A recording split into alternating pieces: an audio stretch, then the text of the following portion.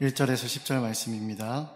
사도행전 3장 1절에서 10절까지 말씀 함께 보도록 하겠습니다. 신약 성경 사도행전 3장 1절에서 10절 말씀 신약 190쪽에 있습니다.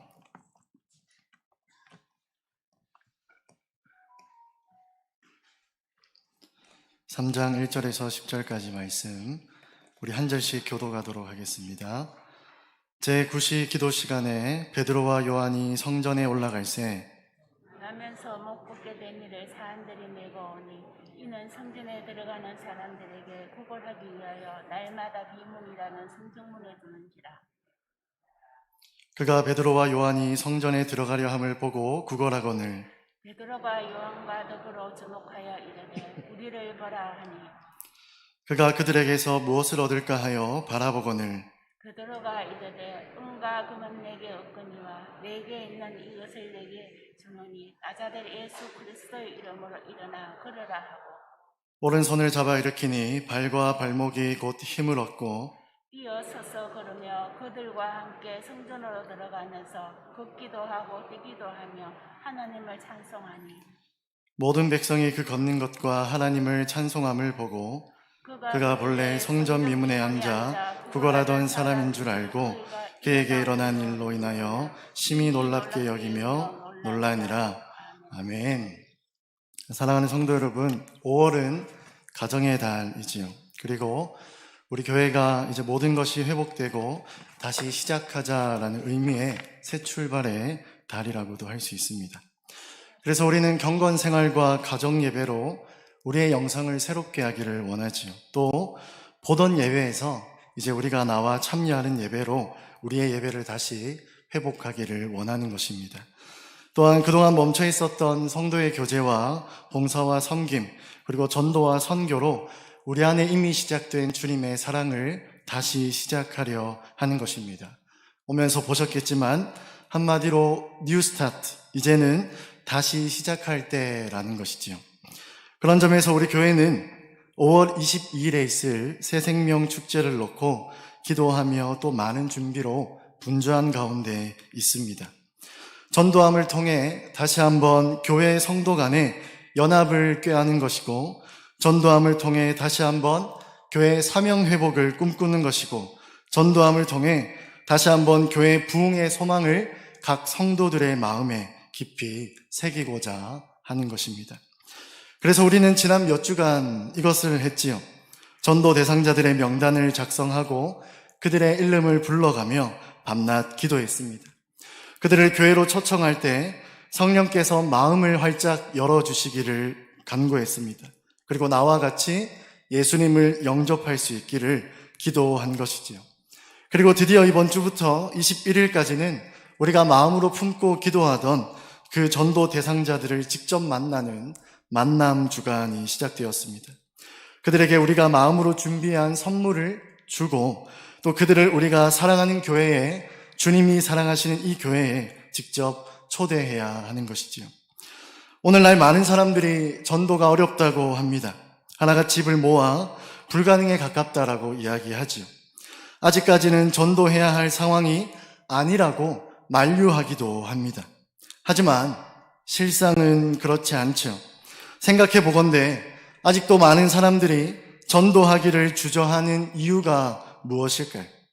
전도의 방법을 몰라서, 전도의 시기나 가장 좋은 타이밍을 잡지 못해서 그런 것일까요? 아닙니다.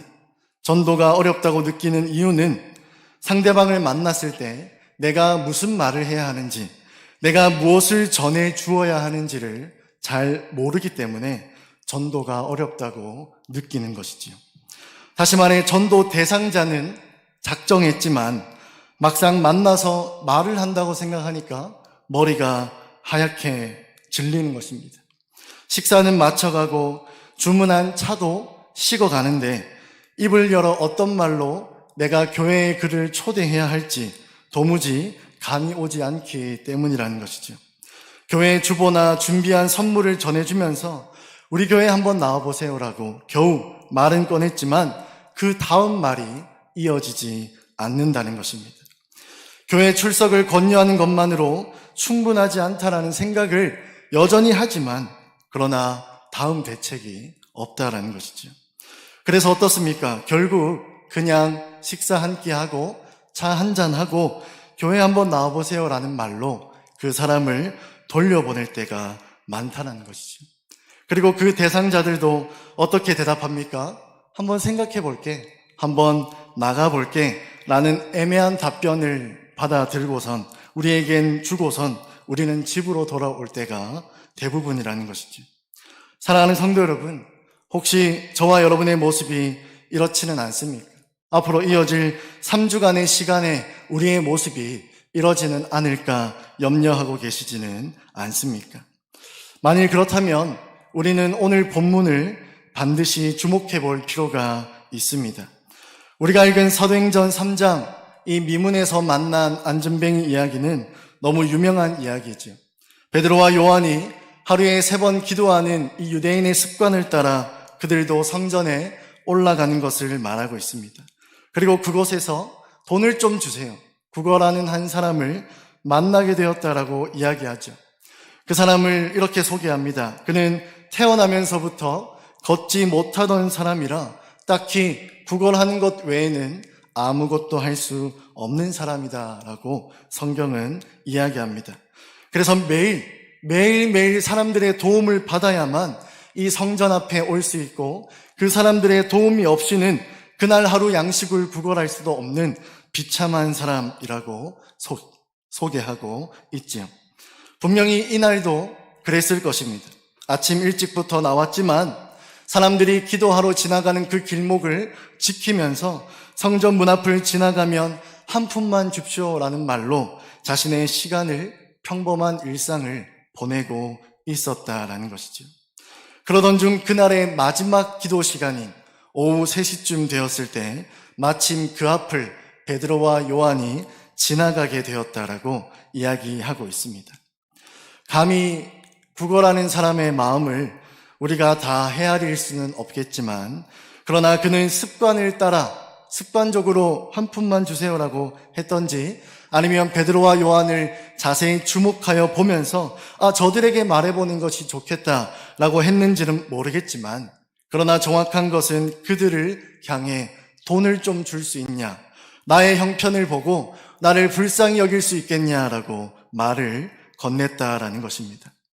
정확한 금액은 본문이 말하고 있지는 않지만 그러나 그는 내심 자기가 만족할 만한 마지막 구걸 시간에 자신이 흡족할 만한 금액을 그들에게 요구했을 것입니다. 그리고 그 사람이 부르자 베드로와 요한은 가던 발걸음을 멈추고 그를 자세히 주목하여 보게 되었다라고 이야기하죠. 그리고 이것을 요구합니다. 나를 쳐다봐라. 그리고 기대감에 부푼 그 사람의 얼굴을 향해 베드로는 이렇게 이야기합니다. 우리가 읽은 본문 6절 말씀인데요. 우리 함께 한 목소리로 읽어보도록 하겠습니다.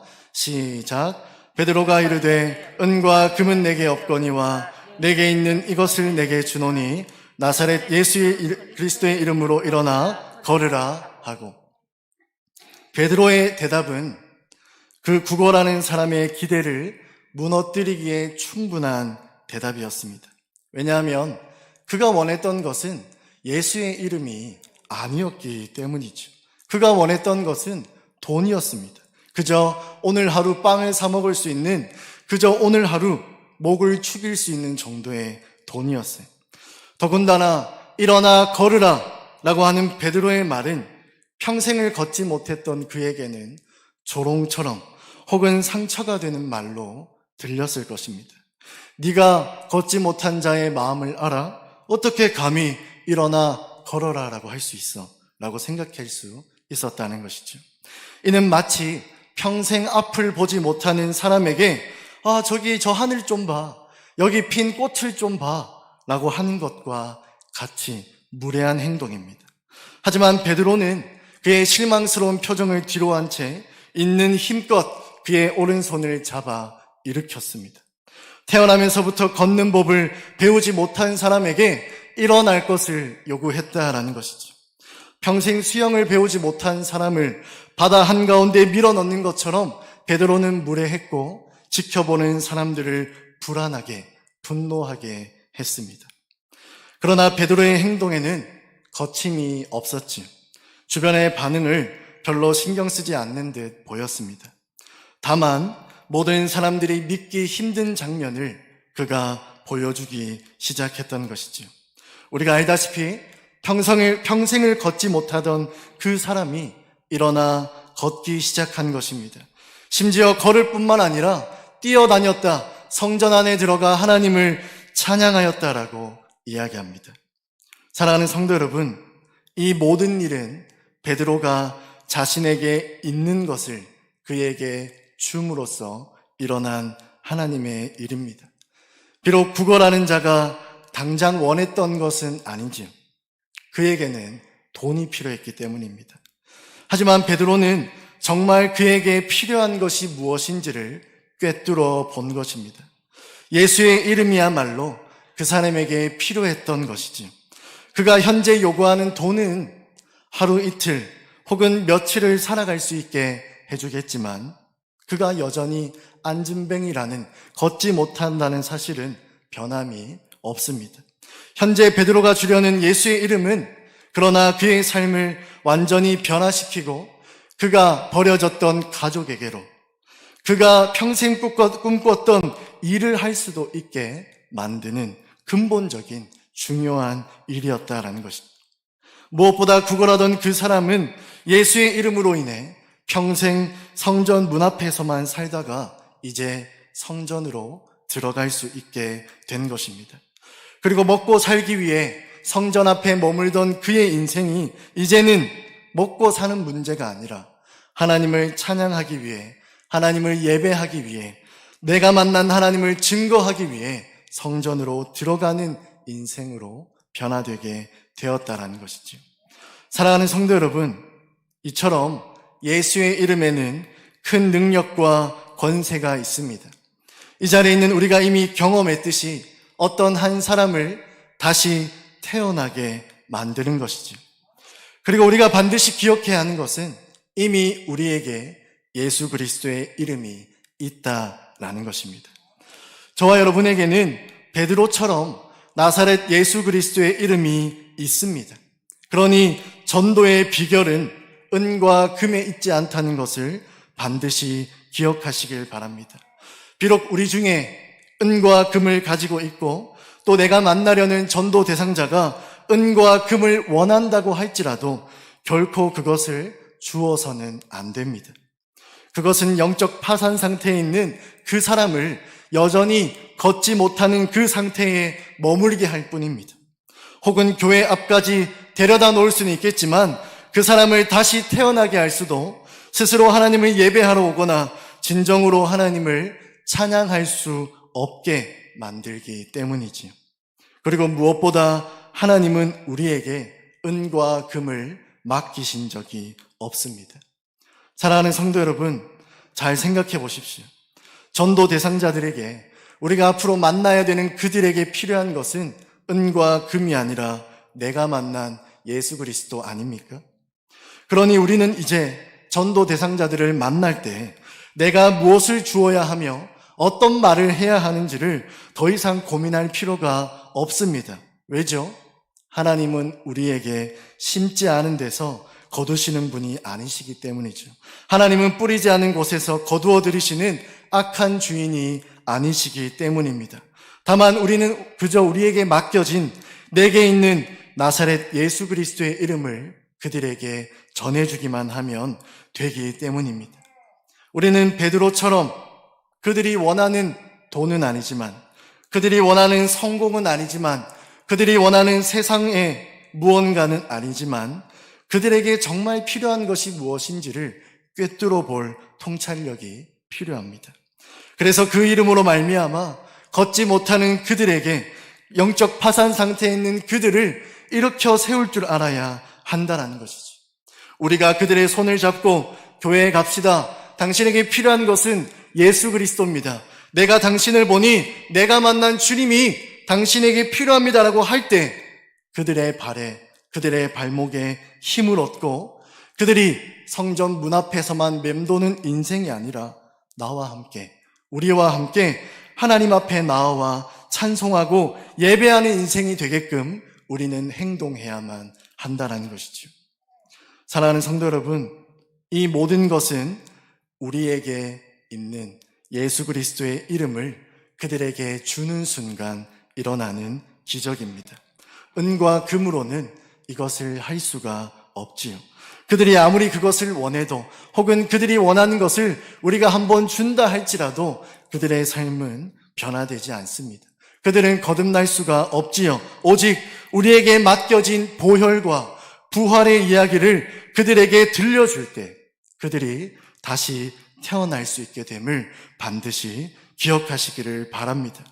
그러니 우리가 앞으로 만나는 전도 대상자들이 우리에게 은과 금을 원할지라도 모두가 이 성전 미문에 앉아있는 사람처럼 자신 내면의 공허함과 인생의 허무함을 달래고자 세상적인 방법을 우리에게 요청할 때 우리는 오늘 본문에 나오는 베드로의 고백처럼 이렇게 고백해야 하는 것입니다. 은과 금은 내게 없지만 내게 있는 나사렛 예수 그리스도의 이름을 너에게 주겠다. 그러니 일어나 걸어라 라고 고백해야 한다는 것이죠.